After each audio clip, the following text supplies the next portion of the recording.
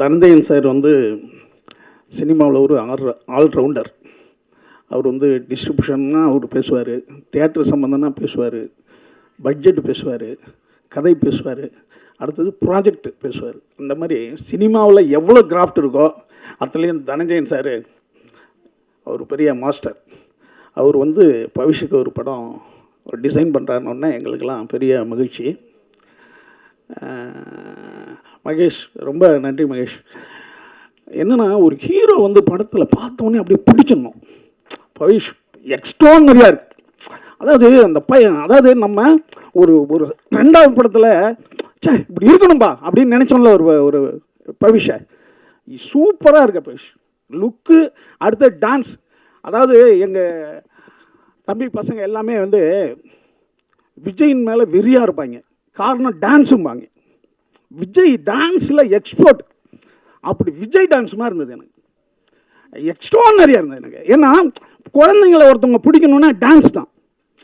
ஏன்னா அதில் தான் விஜய்கிட்ட எல்லா குழந்தைங்களும் ஃபாலோ ஆனது. அப்படி எக்ஸ்ட்ரானரியாக டான்ஸ் பண்ணுற இவனை எனக்கு ரொம்ப பார்த்து மகிழ்ச்சி. அதாவது ஒரு இப்படி ஒரு கூச்சமுள்ள பையன், ஆனால் அதாவது முகம் பாருங்களேன், ஒரு கூச்சமான முகம்தான், ஆனால் போர்னு வந்துட்டா வீரனை ஆயிடுறது.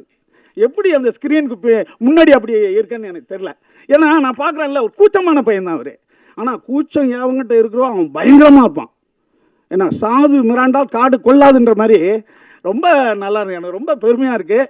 அடுத்த மியூசிக் டைரக்டர் எக்ஸ்ட்ரானரியாக பண்ணியிருக்கப்போ. நான் என்னென்னா, அந்த என்ன செருப்பால் அடித்தா புத்தி வரலையா சாங்கு, அது என்னென்னா ஒரு பசங்களுக்கான சாங்காக இருக்குது. மியூசிக் எக்ஸ்ட்ரானரியாக இருக்குது. விஷுவல் வந்து சிம்பிள் அண்ட் பெஸ்ட்டாக இருக்குது. ரொம்ப ரொம்ப அருமையாக இருக்குது படம். நிச்சயமாக எனக்கு உண்மையாலுமே எனக்கு திருடாதிரி பார்த்த மாதிரி தான் இருந்தது. தம்பி ஒன்று சொன்ன ஆதித்யா ரொம்ப எக்ஸ்ட்ரானரி. அதுவும் ரவிக்குமார் சார் கூடலாம் ஒர்க் பண்ணுறதுன்றது ஒரு மாபெரும் மனிதாபிமானி கூட ஒர்க் பண்ணுறது. என்னென்னா, நான் வந்து சாரை ஒரு விஷயமாக போய் பார்க்க போகிறேன். போனால் நான் சொல்கிறது ஒரு 5 வருஷம் இருக்கணுங்களேன். அப்போ நான் கண்ணாடி வந்து என் கண்ணாடி உடஞ்சிருந்தது. அதை நான் என்ன நினச்சிட்டேன், சும்மா கொஞ்சம் நாள் கழிச்சு மாற்றிக்கலாம் அப்படின்னு நினச்சேன். பாரு, சார்கிட்ட போய் பேசிக்கிட்டே இருக்கேன். அவர் என் முகத்தை கண்ணையே பார்த்துக்கிட்டு கண்ணாடியே. எனக்கு ஒரு இதாகிடுச்சு. அப்படியே எல்லாத்தையும் சொல்லி முடித்தோன்னே சொன்னார், நீ ஏன் கண்ணாடியை மாற்றலைன்னாரு. சார் இதை மாற்றிடுறேன் சார் அப்படின்னு. நீ வந்து இன்னைக்கு சாயங்காலம் என்கிட்ட மாற்றணும்னு எனக்கு ஃபோன் பண்ணி சொல்லணும், மாற்றிட்டேன்ட்டு. அப்படி இல்லைன்னா நான் உனக்கு கண்ணாடி வாங்கி தந்துடுவேன் அப்படின்ட்டார். எனக்கு ஒன்றுமே புரியல.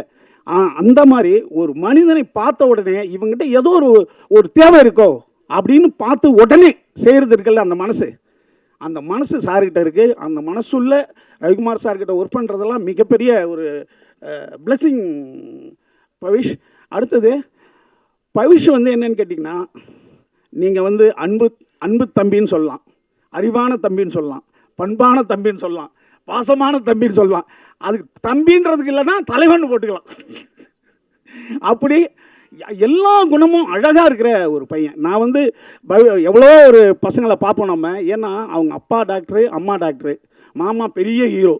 அப்படி இருந்தாலும் அதற்கான எந்த ஒரு அடையாளமும் வச்சுக்காத ஒரு பையன். ஏன்னா இந்த குணங்கள் சில பேர்கிட்ட அமையும். ஏன் எந்த விஷயத்தையும் காட்டிக்காமல் ஓனா நானே ஜெயிப்பேன் அப்படின்ற எண்ணம் அவங்ககிட்ட இருக்கிற வரைக்கும் உன்னை யாருமே தடுக்க முடியாது பவிஷ். எக்ஸ்ட்ரானரியான மேலே வர போகிறேன். எனக்கு ரொம்ப இந்த படத்தை அதாவது பார்க்கணும்னு ஆர்வமாக இருந்தேன். ஆனால் ஒரு சாங்கு, ஒரு ட்ரெய்லர்லேயே பவிஷ் எவ்வளோ பெரிய ஒரு ஹீரோவாக வளர்ந்துட்டு இருக்கான் அப்படின்றத பார்த்து எனக்கு ரொம்ப மகிழ்ச்சியாக இருக்குது. ஏன்னா ஒரு தாய் தந்தையர்கள் என்ன செய்யலாம், ஒரு முக்கியமான வாய்ப்புகளை ஏற்படுத்தி தர முடியும்.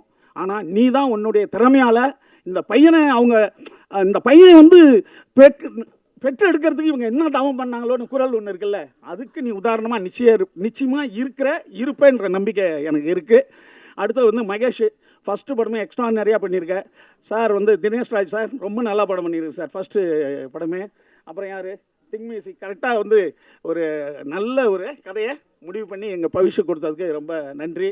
அடுத்து பாலா வந்து அதாவது உதவி பாலா தள்ளிட்டு இருக்காரு. நான் வந்து எப்போ இவ்வளோ உதவி பண்ணுறான் ஒரு மனிதன் வந்து எம்ஜிஆருக்கு தான் இந்த மாதிரி கதைகள் இருக்கும். அதை கொடுத்தாரு, இதை கொடுக்காருன்னு. ஆமாம்பா, எம்ஜிஆருக்கு எல்லா கதையுமே நம்புவோம் நம்ம. அவர் வந்து இதயத்தை கொடுக்கல, கண்ணை கொடுக்கல, கையை வெட்டி கொடுக்கலன்றது தான் இல்லை எவ்வளோ. மற்ற எதை கொடுத்தாலும் எம்ஜிஆர் அதை கொடுத்தாரு, இதை கொடுத்தாருன்னா நம்ம நம்புவோம் அந்த கதையை. அப்படி பாலா எதை கொடுத்தாலும் நம்ப தோணுது. பாலா வந்து பாலா மட்டும் இல்லை, அவரால் பல பேர் முன்னுதாரணமாக எடுத்துக்கிட்டு அதை செஞ்சாங்கன்னா எவ்வளோ ஏழைகள் எவ்வளோ இயலாதவர்கள் உதவி கிடைக்கும் அவங்களுக்கு. அதுக்கு பாலாவுக்கு நன்றி. அப்புறம் இங்கே இருக்கிற ஹீரோ மற்ற எல்லாருக்கும் என்னுடைய நண்பும் வாழ்த்தும். அவங்களா துர்காவா அவங்க நாகதுர்கா. அதாவது முன்னாடிலாம் சார் நல்ல ஒரு நாடக கம்பெனிலேருந்து வரணும் அப்படின்னு இருந்தது, அப்புறம் ஷார்ட் ஃபிலிம்லேருந்து வரணும்னு இருந்தது. இப்போ பார்த்தா ரீல்ஸு அண்டு யூடியூப் அவங்க தான் மில்லியன் கணக்கில் ஆட்களை வச்சுக்கிட்டு தான் சொல்கிறாங்க. அது பெரிய போர் மாதிரி இருக்க மாட்டிருக்கு. வாழ்த்துக்கள்மா, தமிழ் இண்டஸ்ட்ரி நீங்கள் வந்ததுக்கு.